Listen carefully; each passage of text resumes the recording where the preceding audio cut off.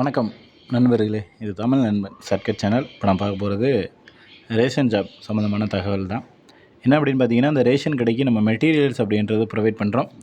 So full and full பார்த்தீங்க அப்படின்னா உங்களுக்கு வந்து இன்டர்வியூ ப்ராசஸ். ஸோ இன்டர்வியூக்கு என்ன மாதிரியான கேள்விகள் கேட்பாங்க, அதற்கான ஜென்ரல் ஸ்டடீஸ் எல்லாமே டோட்டலாக A to Z அப்படின்றது வந்து நம்ம கொடுத்துருவோம்.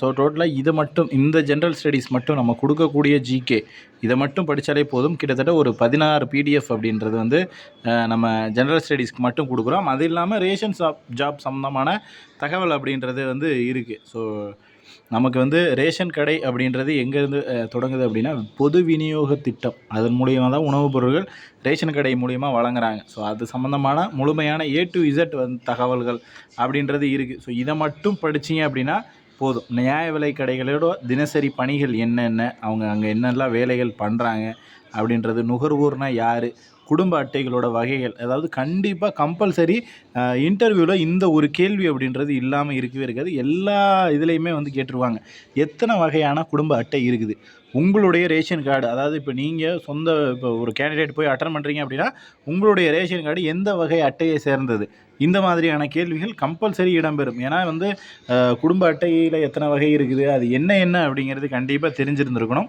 ஸோ அதற்காக வந்து அதற்கான மெட்டீரியல் அப்படின்றதுமே நம்ம வந்து ப்ரொவைட் பண்ணுறோம்.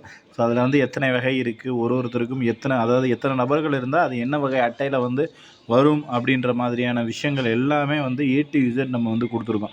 ஸோ இதை மட்டும் படித்தாலே போதும். மினிமம் ஒரு 3லேருந்து 5 கேள்விகள் வந்து இந்த இடத்துல இருந்து மட்டுமே இடம்பெறும். ஸோ இதை தாண்டி எக்ஸ்ட்ரா வந்து வர்றதுக்கான வாய்ப்புகள் எதுவும் இல்லை. ஸோ அதே போல் எத்தனை கடைகள் இருக்குது, பகுதி நேர கடைகள் எத்தனை, முழு நேர கடைகள் எத்தனை அப்படின்ற மாதிரியான கேள்விகள் கம்பல்சரி வந்து கேட்பாங்க. ஆனால் ரேஷன் கார்டு அதை பற்றி 100க்கு 100% ஒரு கேள்வி இருக்கும். ஸோ அதில் வந்து எந்த ஒரு மாற்று கருத்தும் இல்லை. ஸோ அதனால் முடிஞ்ச வரைக்கும் அதை வந்து படிச்சிங்க. கிட்டத்தட்ட 16 பேஜ் அப்படின்றது இதில் இருக்குது. ஸோ இந்த பேஜஸ் மட்டும் நீங்கள் படிச்சிங்கனாலே போதும். நம்ம வந்து ஒரு 18 PDF அப்படின்றது மொத்தமாக கொடுத்துருக்கோம். ஸோ இந்த PDFல இருந்து தவிர வேறு எந்த கேள்விகளும் எதில் இருந்துமே இடம்பெறதுக்கான வாய்ப்புகளும் இல்லை. ஸோ அந்த அளவுக்கு வந்து கொடுத்துருக்கோம்.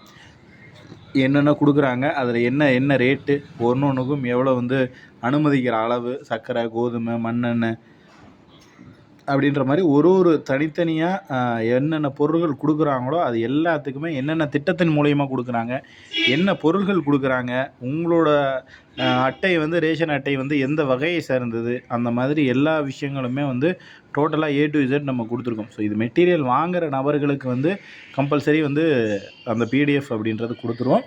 ஸோ ஜஸ்ட்டு ஷோ பண்ணி காமிக்கிறோம், இந்த மாதிரியான மெட்டீரியல்ஸ் அப்படின்றது ப்ரொவைட் பண்ணுறோம் அப்படின்றத வந்து உங்களுக்கு ஷோ பண்ணி காமிக்கிறோம்.